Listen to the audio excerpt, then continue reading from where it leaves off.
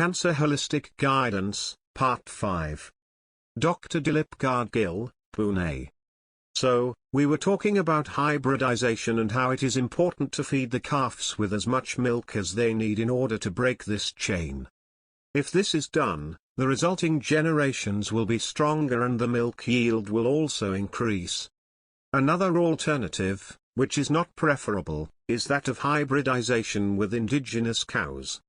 The same applies to food grains and crops, too. In the era gone by, the farmer would remove all the good seeds after the first harvest and store them. These seeds would then be sown the following year.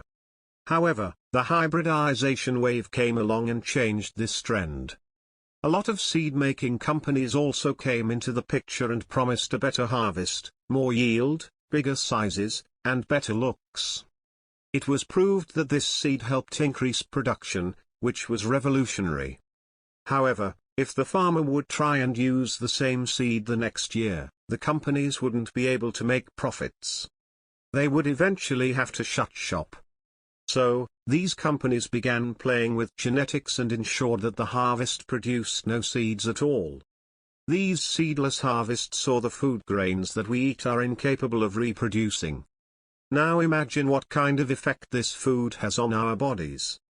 Across the globe, we are noticing an increase in infertility cases and a decrease in the sperm count. This could possibly be a reason for it.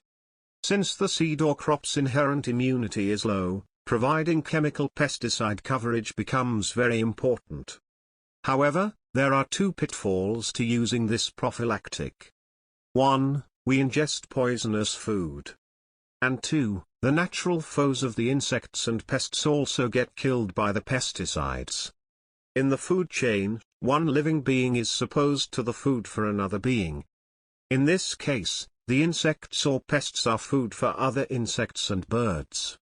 However, all of them are driven away or killed by pesticides. We have thus disturbed the natural cycle and equilibrium. And chemical fertilizers are being used in order to increase the crop yield. This has become a vicious circle.